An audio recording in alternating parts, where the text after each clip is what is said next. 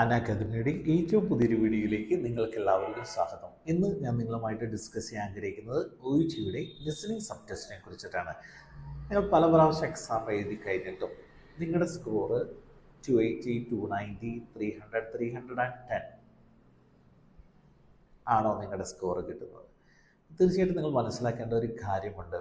ഇങ്ങനെ ഒരു സ്കോർ വന്നു കഴിഞ്ഞാൽ സാധാരണഗതിയിൽ നമ്മൾ എന്താണ് പറയുക, ഇത് ഒരു വാല്യുവേഷൻ്റെ കുഴപ്പമാണ് അല്ലേ. OET-കാർ അത് കഴിഞ്ഞ പ്രാവശ്യത്തെ സ്കോർ തന്നെ കോപ്പി പേസ്റ്റ് ചെയ്തിട്ടേക്കുന്നതാണ്. അതുകൊണ്ട് അടുത്ത പ്രാവശ്യം ഡേറ്റ് എടുക്കുമ്പോൾ നമുക്ക് ഇമെയിലൊക്കെ ഒന്ന് മാറ്റി നമ്മുടെ ഐ ഡി ഒന്ന് മാറ്റിയിട്ട് നമുക്കൊന്ന് ചെയ്ത് നോക്കാം എന്നൊക്കെ പറയുന്ന ഒരുപാട് പേരെ നമ്മൾ കണ്ടിട്ടുണ്ട്. ഇതാണോ നമ്മുടെ യഥാർത്ഥത്തിലുള്ള പ്രശ്നം?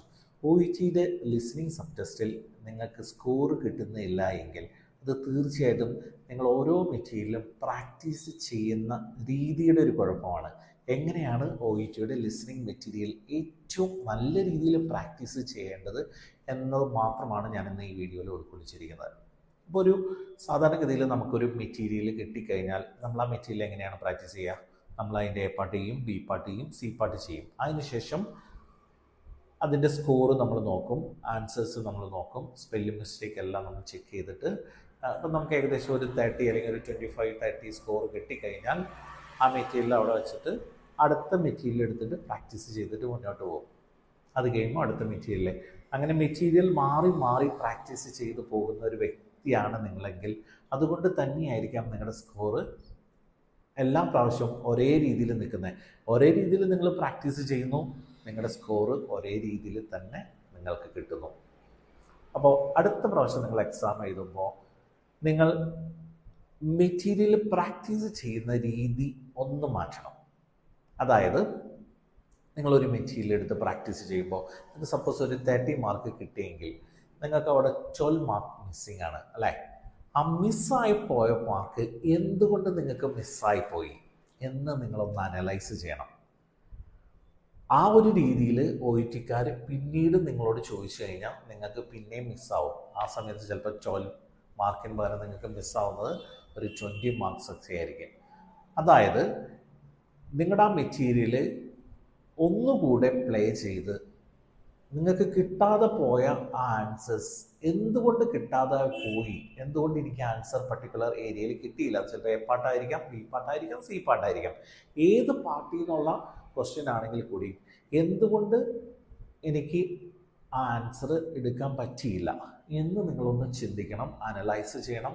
അതിനിപ്പോൾ 1, 2, 3, 4 പ്രാവശ്യം ഈ ഓഡിയോ ഒന്നുകൂടി പ്ലേ ചെയ്ത് നിങ്ങൾക്ക് കേൾക്കേണ്ടി വന്നാലും നിങ്ങളത് നഷ്ടമായിട്ട് കരുതേണ്ട കാര്യമില്ല. അങ്ങനെ ഓരോ മെറ്റീരിയലും നിങ്ങൾ പ്രാക്ടീസ് ചെയ്ത് അത് കംപ്ലീറ്റ് ആയതിനു ശേഷം, അതായത് നിങ്ങൾക്ക് 42 ഔട്ട് ഓഫ് 42 കിട്ടിയതിന് ശേഷം അടുത്ത മെറ്റീരിയലിലേക്ക് നിങ്ങൾ കടക്കുക. മെറ്റീരിയൽ മാറി മാറി പ്രാക്ടീസ് ചെയ്ത് പോകുമ്പോൾ ഉള്ള പ്രശ്നം എന്താണെന്ന് വെച്ചാൽ നിങ്ങളുടെ ഒരു ബേസിക് പ്രോബ്ലം, അതായത് ചില ഏരിയയിൽ ചില രീതിയിൽ ഓഡിയോ പ്ലേ ചെയ്ത് കഴിഞ്ഞാൽ നിങ്ങൾക്കത് ആൻസർ ചെയ്യാൻ പറ്റില്ല എന്നുള്ള ആ പ്രോബ്ലം അതവിടെ തന്നെ കിടക്കും. ആ പ്രോബ്ലം ഒരിക്കലും പരിഹരിക്കപ്പെടുന്നില്ല. ആ ഒരു പ്രോബ്ലം പരിഹരിച്ച് മുന്നോട്ട് പോയെങ്കിൽ മാത്രമാണ് നിങ്ങൾക്ക് OET-യുടെ ലിസണിങ്ങിൽ സ്കോർ കൂടുക. ഈ ഒരു വീഡിയോ കണ്ടു കഴിഞ്ഞാൽ നിങ്ങളുടെ OET-യുടെ സ്കോർ, ലിസണിങ്ങിൻ്റെ സ്കോർ കൂടുന്നൊന്നും ഞാൻ വാഗ്ദാനം ചെയ്യുന്നില്ല. പക്ഷേ നിങ്ങൾ ഈ ഓഡിയോ കണ്ട് ഇതുപോലെ ഒരു 10 ദിവസം പ്രാക്ടീസ് ചെയ്താൽ നിങ്ങളുടെ സ്കോർ തീർച്ചയായിട്ടും കൂടുന്നതായിരിക്കും. അതോടൊപ്പം തന്നെ നിങ്ങൾക്ക് collection of words, repeatedly asking words നിങ്ങളുടെ കയ്യിലുണ്ടാവാം. അപ്പം അതിൻ്റെ സ്പെല്ലിംഗ് എല്ലാം കറക്റ്റായിട്ട് പഠിക്കുക.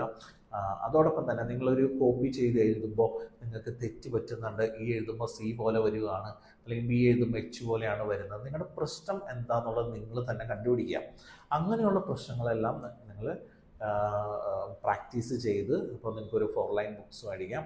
അപ്പോൾ അതനുസരിച്ച് ആ ലെറ്റേഴ്സ് മാത്രം എടുത്ത് എല്ലാ ദിവസവും ഒന്ന് പ്രാക്ടീസ് ചെയ്ത് മുന്നോട്ട് പോയി കഴിഞ്ഞാൽ തീർച്ചയായിട്ടും OET-യുടെ ലിസണിങ്ങിൽ ഏറ്റവും മനോഹരമായിട്ട് തന്നെ നല്ല സ്കോറോട് നിങ്ങൾക്ക് പാസ്സാകാനായിട്ട് സാധിക്കുന്നതാണ്.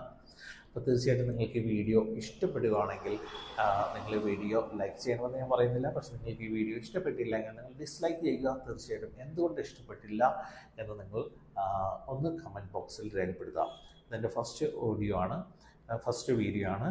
അപ്പോൾ നിങ്ങളുടെ കമൻസുകളാണ് സത്യം പറഞ്ഞാൽ എനിക്ക് ഏറ്റവും നല്ല വീഡിയോസുമായിട്ട് ഇനി വരാനായിട്ട് സഹായിക്കുന്നത്. അതുകൊണ്ട് നിങ്ങൾ കമൻ്റായിട്ട് രേഖപ്പെടുത്തുക. എന്തെങ്കിലും കുറവുകളൊക്കെ നിങ്ങൾ ക്ഷമിക്കുക. തീർച്ചയായിട്ടും നിങ്ങൾക്ക് ഉപകാരപ്രദമായ കുറച്ച് വീഡിയോസുമായിട്ട് അടുത്ത പ്രാവശ്യം വരുന്നതാണ്. ദിസ് ഇസ് ഷിയോ ഫ്രം അന്ന ഒയിച്ച് അക്കാദമി അങ്കമാലി.